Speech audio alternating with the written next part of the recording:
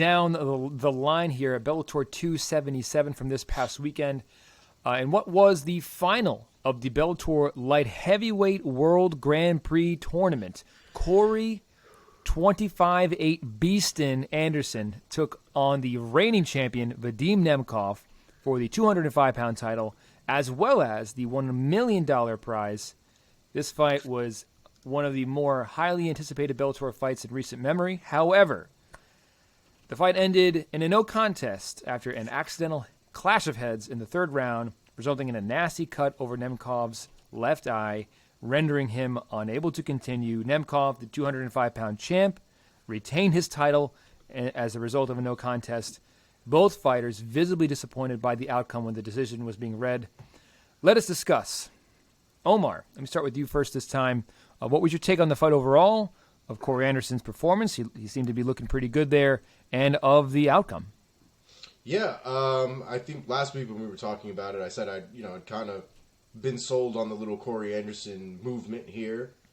And I thought he was looking okay. The first round was definitely competitive, but I thought Corey Anderson was doing well. He's pushing the pace, winning a lot of the grappling exchanges. Whenever he was against the cage, he was able to get off of the cage, which against somebody like Nemkov is super important. I guess in the same respect, it's important to do it against Corey Anderson as well. But yeah, he looked good, man. As far as the headbutt is concerned and kind of how they dealt with all that stuff, I mean, what were you going to do? I mean, it literally just like ripped the kid's eye open. It was accidental on both sides. It was in the middle of a movement while they were on the ground, both grappling. Kind of an unfortunate end, really lackluster considering that was like a big moment for Corey Anderson. It looked like things were going to probably go in his direction. Who knows? But just a shitty way to end it. It's going to take a little bit of time, I'm assuming, for all that to heal up, for them to kind of reschedule and go back to it. So it's not the way you want something like that of that importance to end, but here we are. Mark, let's bring you in here. What was your take on the overall fight, on the performance? This was supposed to be a big, big moment for Corey Anderson, for both of these fighters, and for Bellator, because this is one of their more marquee matchups in recent memory. What was your take? Yeah, we nearly nailed this one outside of the brutal ending. Round one went exactly how I thought. Corey was trying to pressure, but he had to stay careful because of the variety of strikes that was coming at him from Nemkov. He was trying to use everything he had early, knees, kicks, punches, elbows. He was really, throwing the whole arsenal at Corey early just to keep him off him. But by round two, Corey had kind of figured out how to get inside. He gets a great takedown. He makes Nemkov work the whole time. Transitions, advances, lands punches and elbows. And then in round three, now that Nemkov was so concerned about being taken down again since he wasn't able to get up, Corey starts to look better on the feet. And he actually gets Nemkov to duck at one point when he's advancing.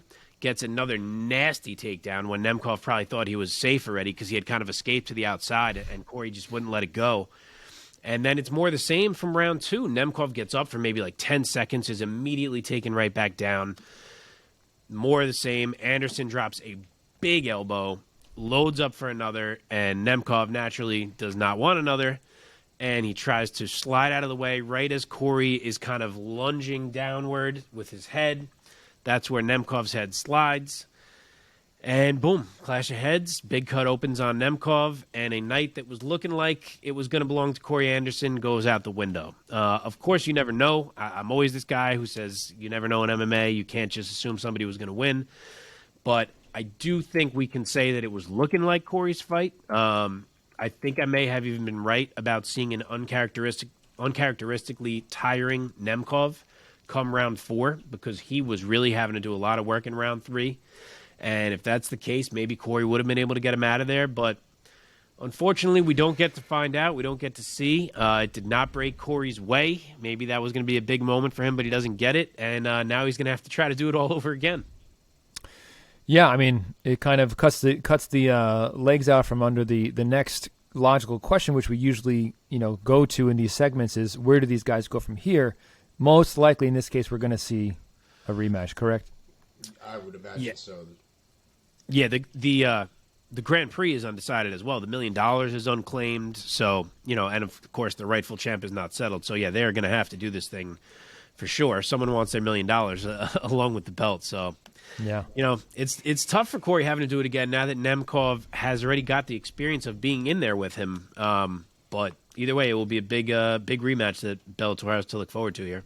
Yeah, I took Nemkov. I thought he was going to have the skill edge, but Corey Anderson fights like a guy who, if he was in a ballroom dance floor, he would be a danger to everybody on the dance floor with him. He would just be bumping into everybody, taking people out left and right. And that's how he fights. He fights kind of like a big bully. And he exacts his will, and he proved to be, he was the bigger guy compared to Nemkov, and he forced his will on him. Okay, let's move on. Looking at how that headbutt happened, I'm just surprised it doesn't happen more often. Because it was I thought the same thing. It's such a natural, like, okay, the elbow's coming, I need to slide, but then his head is here. Like, it's such an easy thing to occur. Yeah. Yeah. Super interesting. I don't know. Yeah.